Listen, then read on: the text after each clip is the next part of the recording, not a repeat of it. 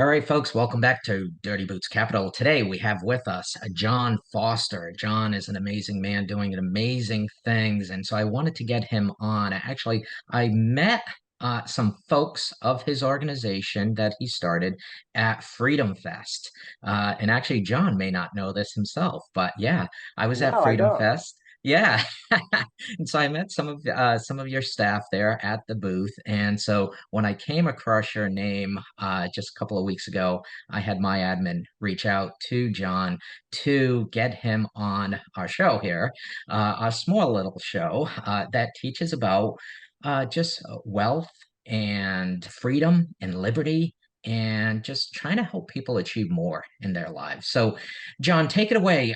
Share a little bit about your background with us, and also a little bit about this idea, this thing you started called Middle School MBA. Yeah, thank you, Tony. Wow, what a surprise. I had no idea that you had seen us over there.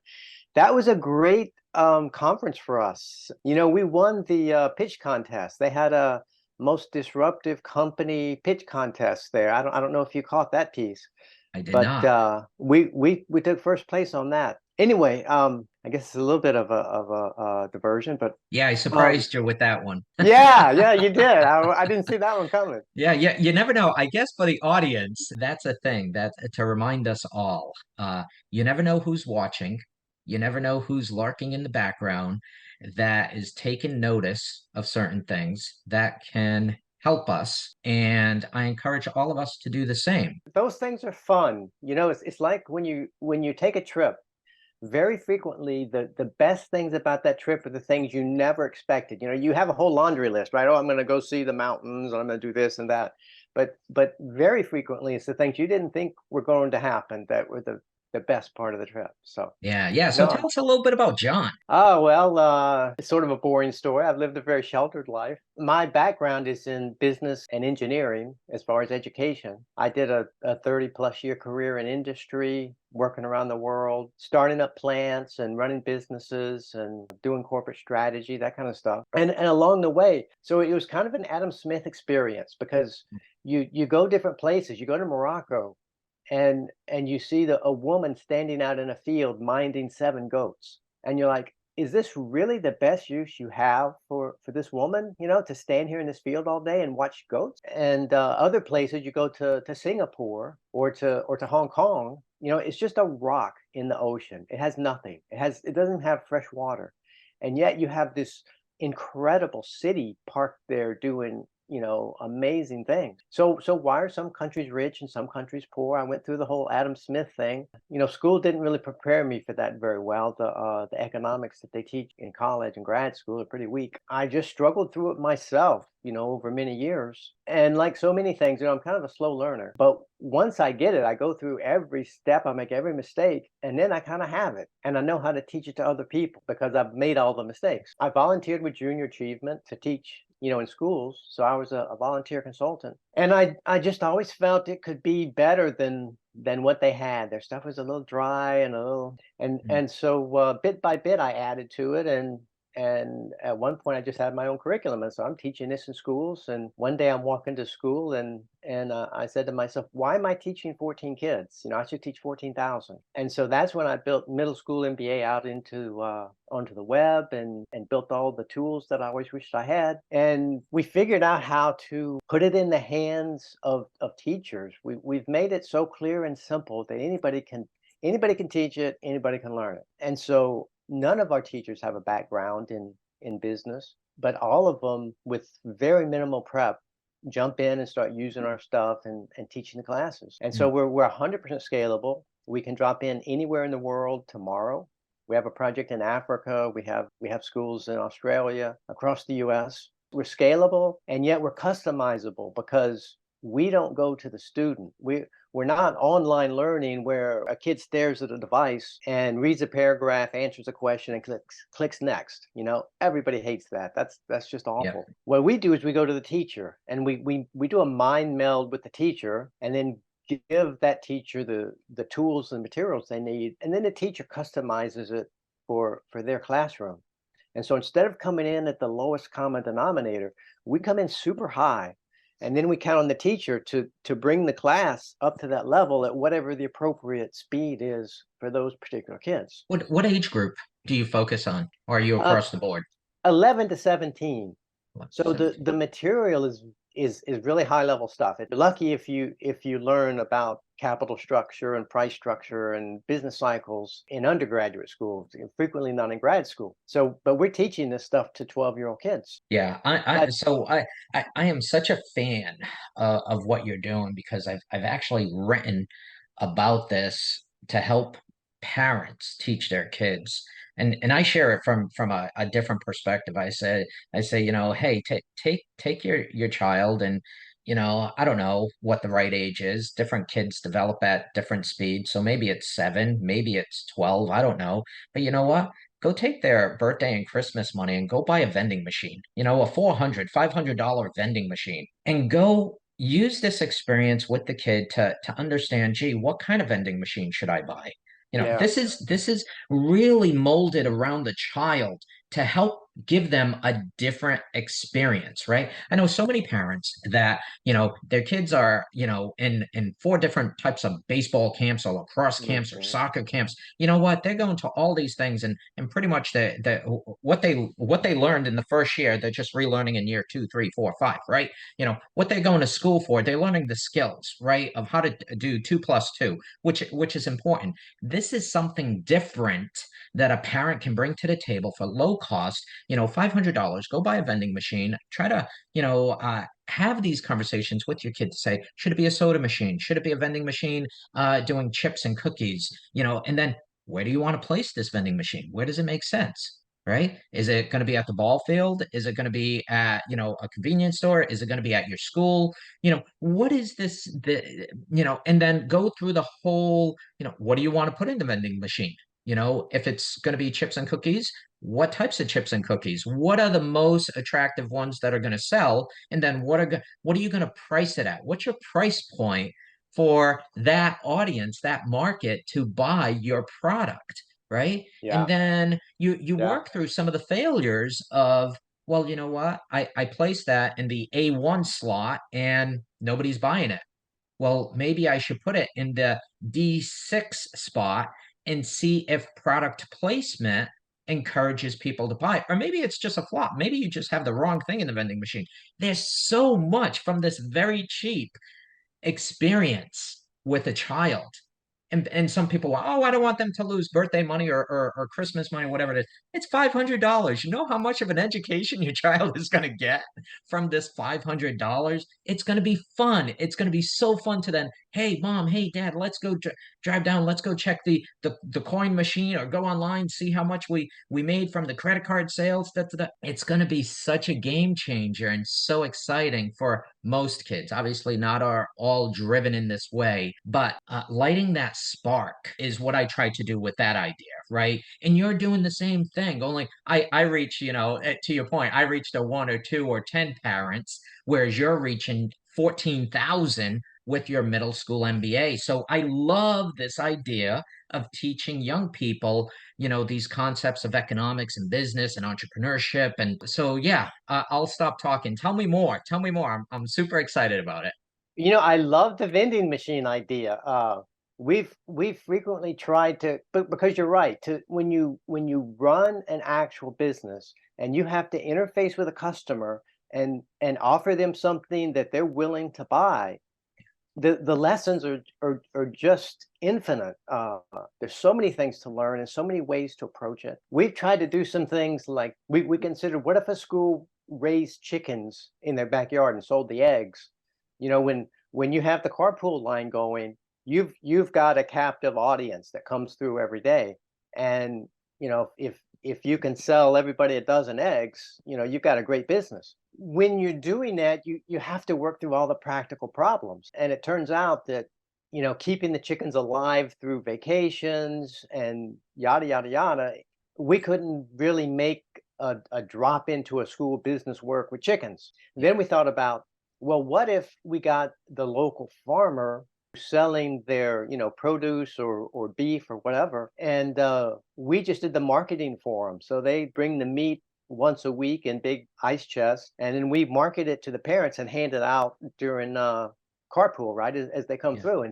And so then you at least you get the logistical piece and the pricing piece and the customer service piece. But I love the vending machine. Maybe we should get them to install a vending machine in the school and then manage Yeah. it and try to optimize it. That's a cool idea. Yeah, it's just, a lot of what school the standard education and you nor I are poo-pooing the education system. Obviously, it's important to learn, 2 plus 2 and learn, correct grammar. Although I failed a lot of those courses. So, but it is important to learn those things, reading, writing, and arithmetic. That's super important. We don't poo-poo that. But today we are in a very different world.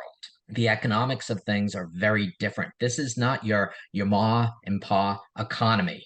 Things are very different. What worked for my parents as immigrants that came to this country and they saved every dollar and they put it in the bank.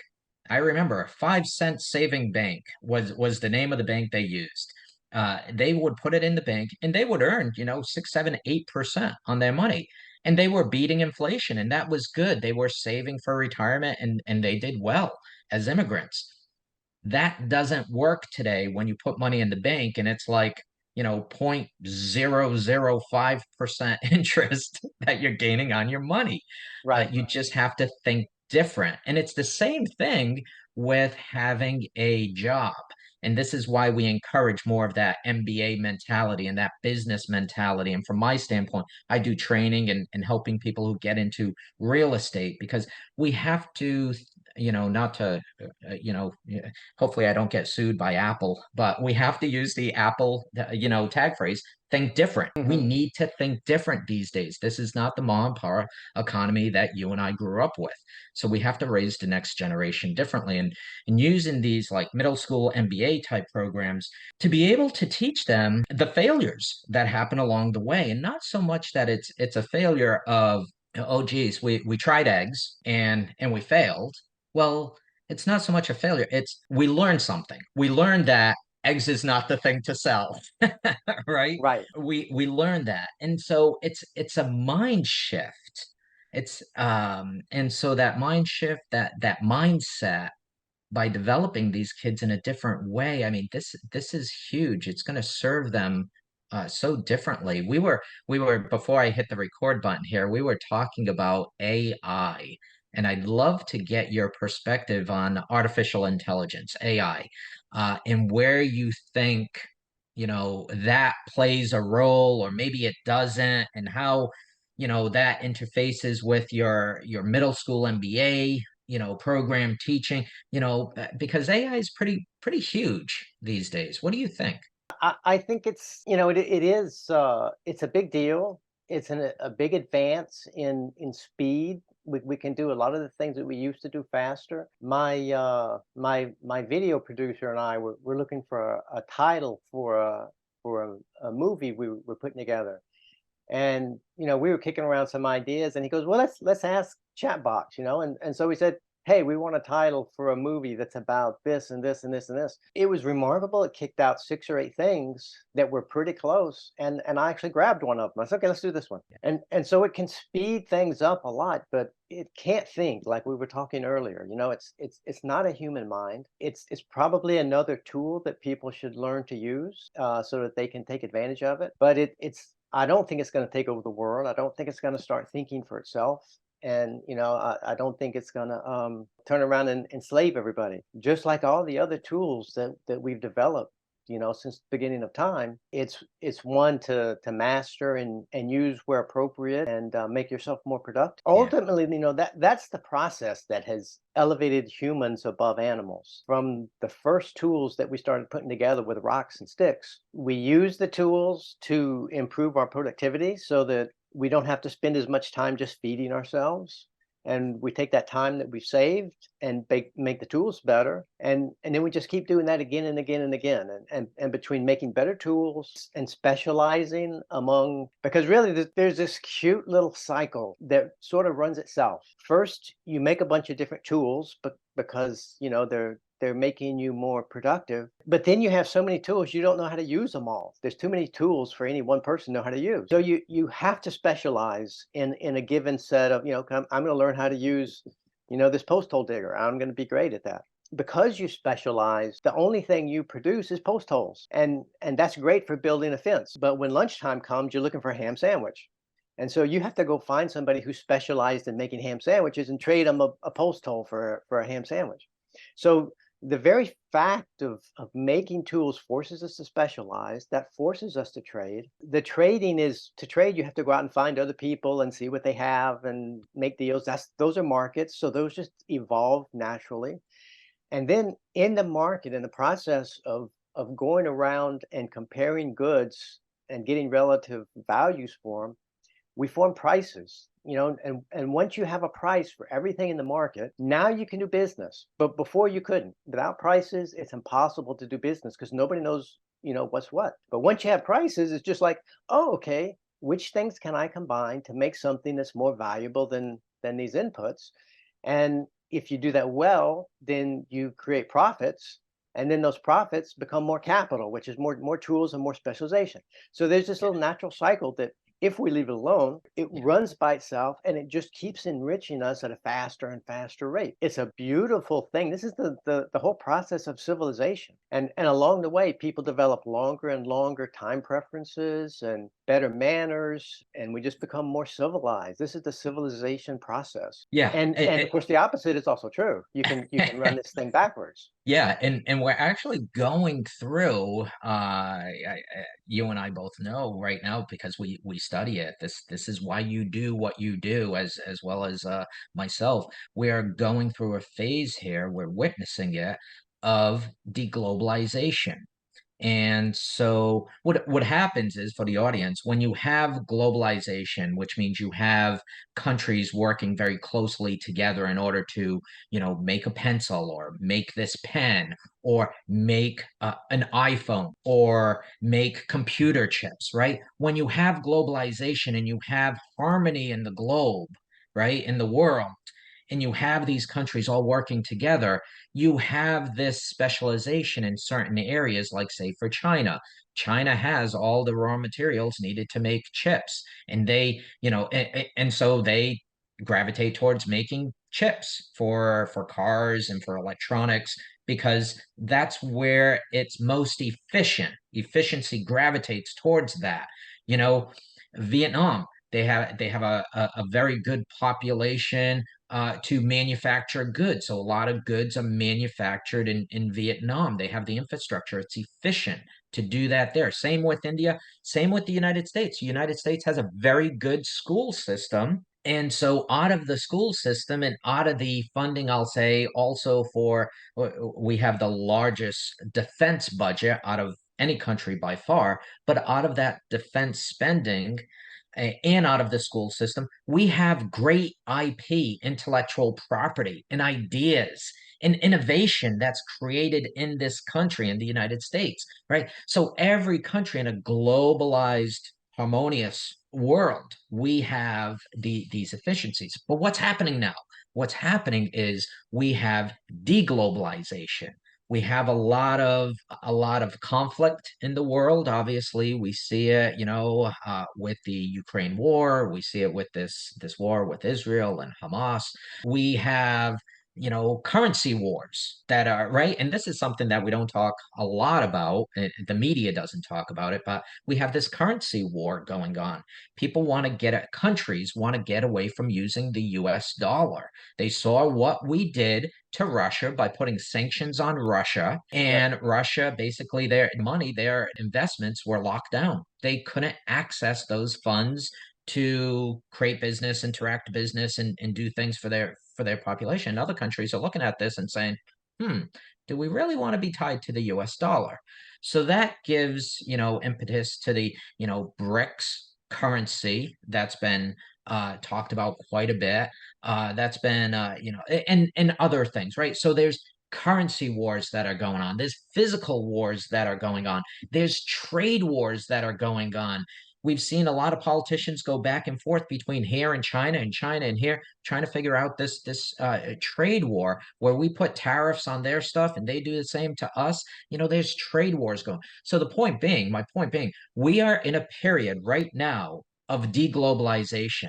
So what that does is that brings some of the manufacturing, some of the value add work back to this country. We see it happening with computer chips that go into automobiles and electronics, all that sort of stuff, right? They had the Chips for America Act that was approved, and now we see major chip manufacturing plants being built across the United States. What's next? Is it going to be iPhones? Are we going to start building iPhones more in this country because of that deglobalization? What about auto manufacturing? Does more of that come to this country than overseas? So the point being with this is the pendulum has somewhat of a swing back to, because of deglobalization, it has this manufacturing in the USA, which means we need more folks who understand what you're teaching, John, in terms of this MBA mindset, right? This middle school MBA, this mindset of creating value. And I keep coming back to, schools are great. They teach certain skills, but they don't teach that underlying thing that you teach, which is understanding where the value stream is, or where that value stream is going, or what that value that you need to create is. And so that's a Yeah, thing that I like what you're doing. it's true. We're really bringing an entirely new dimension to schools. If you look at the people who are running the schools, the principals and the Mm, teachers and those people, most of those people are not business people. They've been in academia and in the somewhat artificial bubble of a schoolroom all their careers. And so they really don't have any like innate understanding of business or the value of business. Sometimes they're like, well, I didn't ever have to learn about business, and I've done fine. So, what's the big deal? And culturally, we have, I grew up with this sort of a suspicion or a hostility toward business, that the money changers are doing something that might be untoward, or just mhm. there's just some kind of suspicion of it. And I had that myself. I grew up with that in my household, and it took me decades to untangle those things and realize, no, this is actually an incredibly beautiful thing. Of the businessman stays up late at night thinking, what would my customers like better? We were talking about vending machines. How should I move that apple fritter from slot A1 to slot C17? Would that do something? I mean, Yeah, they yeah, stay up at night and think about this, and they imagine. So what time of day does my customer get hungry? And what are his tastes? And is it actually him making the decision, or is he buying it for the kid? And is the kid standing there getting fingerprints on my machine and picking out? So yeah, all these things, yeah. all these little details of who is my customer and how can I serve them and what would they like better? Wow, what a and so you have all these people who are thinking about each other. What can I do for them? Yeah. It's a beautiful thing. It's a giant cooperation, and it's what makes the West, incredibly rich, whereas the Eastern Bloc former communist countries are amazingly poor. Or even today, Venezuela has gone from being a super rich country to a super poor country, and almost before our eyes. It's a long way to say business is a beautiful thing, and we should embrace it. And schools don't necessarily embrace that, and and schools tend to teach sort of abstract things where we try to bring the real nitty gritty of business into the classroom. We make these very realistic activities where kids are negotiating with each other. They're pitching companies. They're evaluating pitches and deciding whether or not they're going to invest their own money in these companies that are being pitched. Hmm. And in the typical entrepreneurship program, kids dream up some kind of business, and they make up a tagline and an elevator pitch, and then they'll do a presentation to a group of adult judges. And when they finish the presentation, the adults politely clap and say, "Great job," blah blah. But when it's your peers that are trying to decide whether they're going to put their money into your business, let me tell you, it's not like that. Yeah, they don't hold back. No, no, it's, hey, wait, They're wait, not wait. so they're not so cute anymore. Yes. And it feels very much like a pitch in a, in a real life Yeah. angel investing situation. We bring these realistic things into the classroom, and kids love it. They respond like crazy. They're just like, this is their, it's everybody's favorite class. They adopt business lingo, and they talk about middle school MBA stuff in their other classes. It's really beautiful. Yeah, and I love how you just very very well wove that in. Now because of this, they it brings the reality of what they're learning in some of their other classes into the real world experience, right? Because now what they were learning in their creative writing class, now they bring that into their how they develop their pitch, right? Yeah, yeah. Like how should they write their pitch? Also, what they're learning in their in math. How do I weave that in to my pitch? Like should like when I show them the numbers, like, okay, how do I do this? Right. And So it the other way too. A teacher said a couple of weeks ago.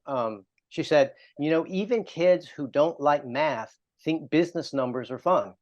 yeah, But when you have something to apply it to, where you have your own goal that you're trying to achieve, and these yes. numbers are helping you. Now, hey, now I see why I want math. Yeah. And in history without economics, I used to go, how does anybody make a history class boring? You've got people killing each other, and ambition and double crossing, and building and destroying. I mean, it's incredible what's going on. But somehow we're able to make that boring in an awful lot of cases. When it's reduced to the what and the when, that's kind of dry.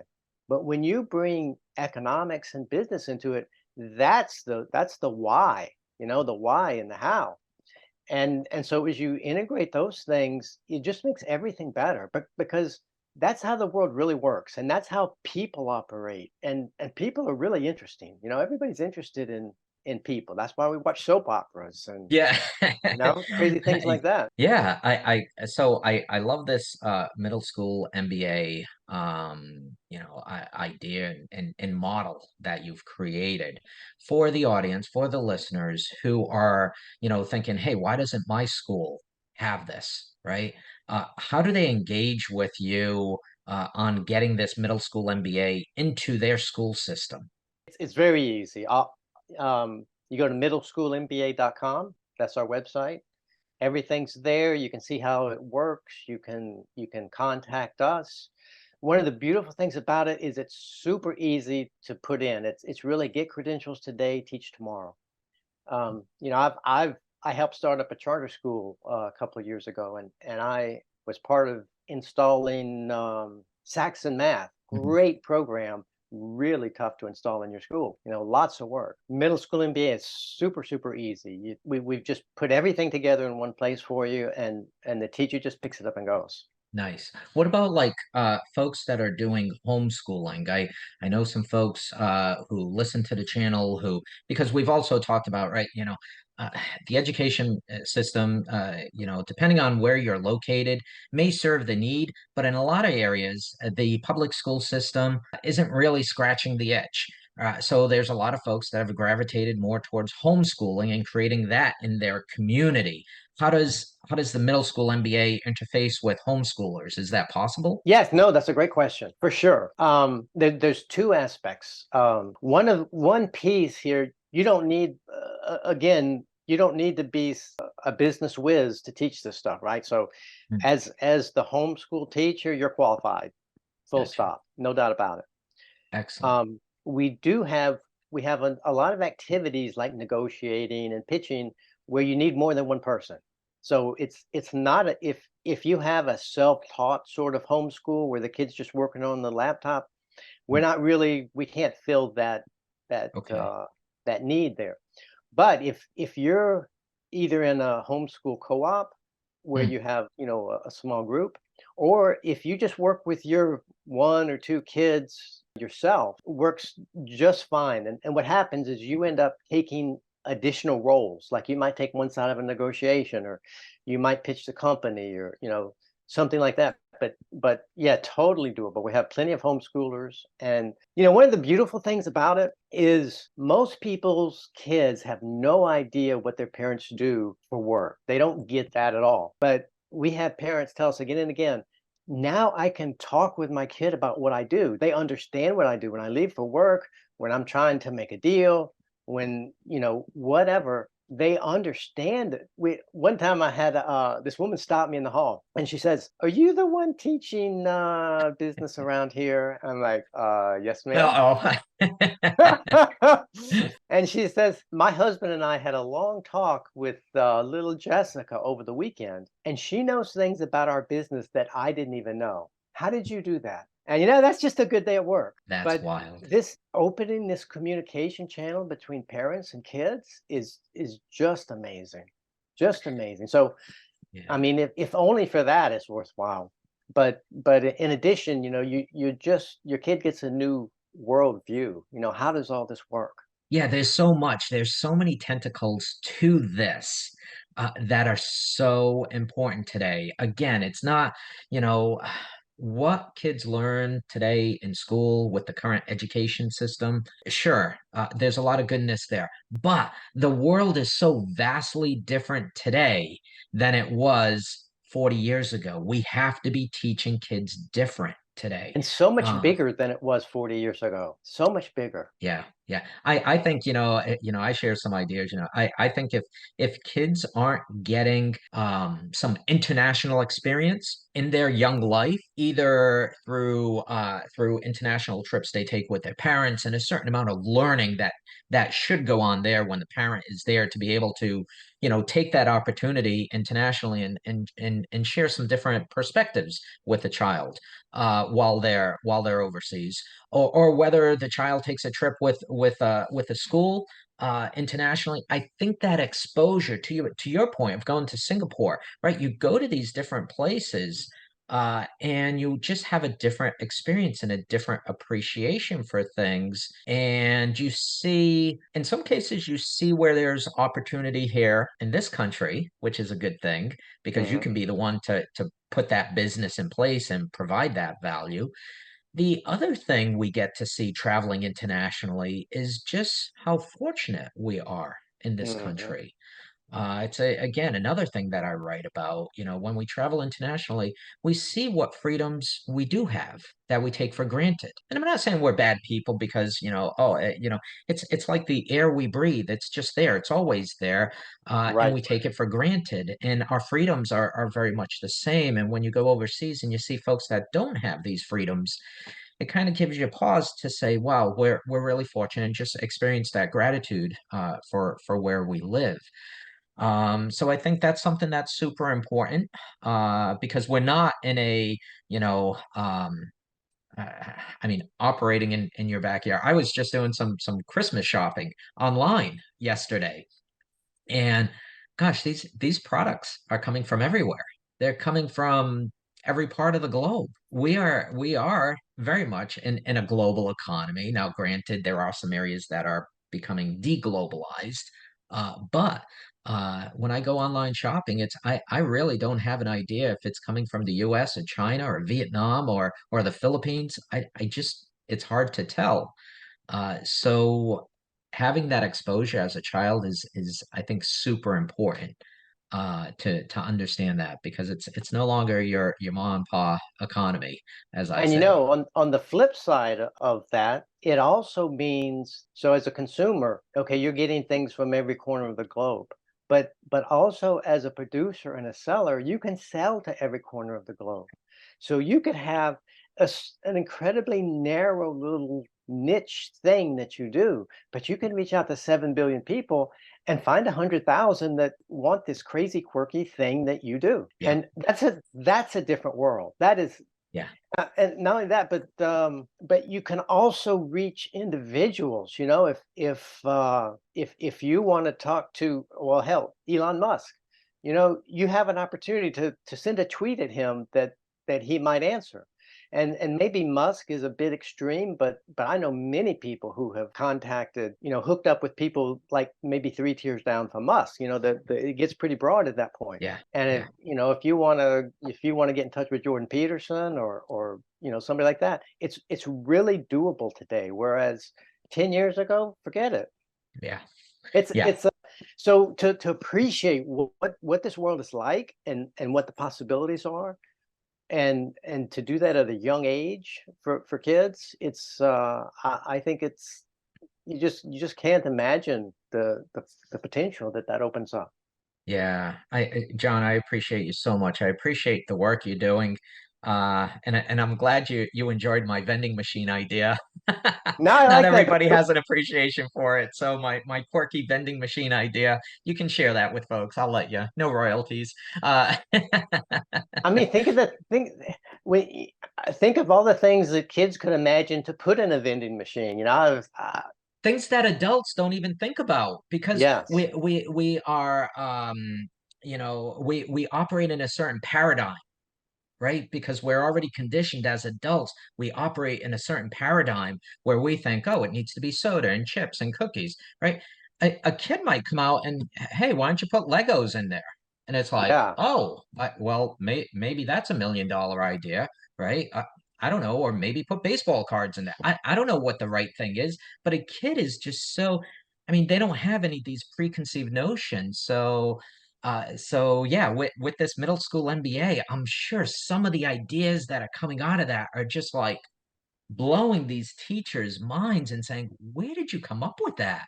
it's really fun, really fun. I bet it is. So, mention the website one more time so the audience, the listeners can go there. Middleschoolmba.com. Excellent. And John, I appreciate your time today, educating us on the middle school MBA.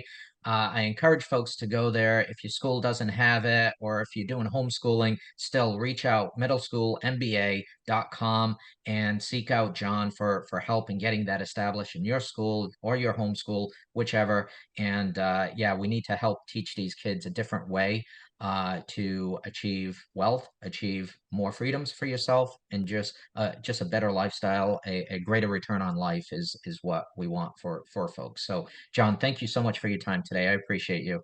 Thank you, Tony, man. It was really great. I really enjoyed it. Excellent.